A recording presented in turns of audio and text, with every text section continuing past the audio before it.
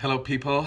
Today is just after the second Sunday of Lent. It's actually Wednesday, February 28th, and I'm going to begin with the verse for this week. Last week, we were asking the question, how can we love Jesus more? Why would we love Jesus?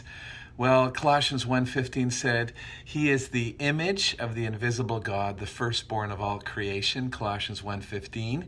And picking up from that, Colossians 1:16, why would we love Jesus?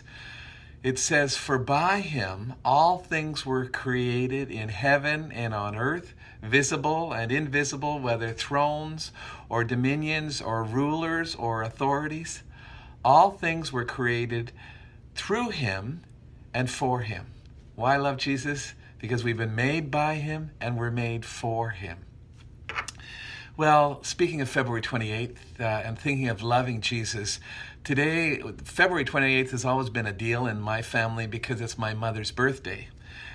She was a leap year baby, and she was actually born just an hour and a half before February 29th.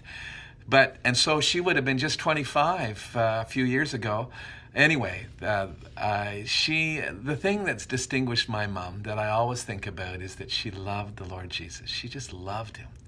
She loved his word. She loved praying. She loved talking about Jesus. She was a great singer. She was smart. She was beautiful. But the thing that marked her was her love of the Lord Jesus.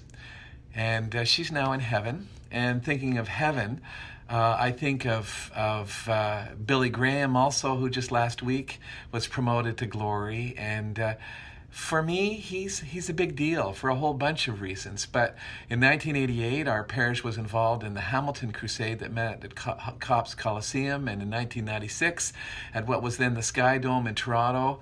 So we got right involved. And what I learned in 1988, for instance, I went for training, is that they said there were 3 keys to crusade evangelism. First one was pray. Second one was pray. And you guessed it, the third one was pray. Well, what was very interesting in our parish is that we brought lots of people to the crusade, and they heard Billy Graham preach, and that was wonderful. But the thing that was really evident, it was months later when we had a season of incredible harvest. It was the prayer that laid the groundwork for that environment. So thinking of prayer, I just encourage you to be praying for your community, for your parish, that you would be in an environment where the gospel could go forward in power, and you'd see that season of evangelism. Thinking of what I'm going to be doing in the next little while. On Saturday, I fly to Vancouver, and on Sunday, March 4th, I'm going to be at St. John's, Vancouver. They're having a series on meeting Jesus, and I'm going to be looking forward to preaching in that. They have a Tuesday night event called CCQ, Content, Connect, and Questions, and I think I got the order of Content and Connect mixed up. But anyway, it's Tuesday nights, looking forward to that. And then I'm also going to be very involved in Sojourn, and I'll be preaching there the following week. So lots of things happening. I'll check in next Wednesday. This week, I encourage you to search the scriptures daily, and every opportunity, open your mouth and speak about Jesus. God bless.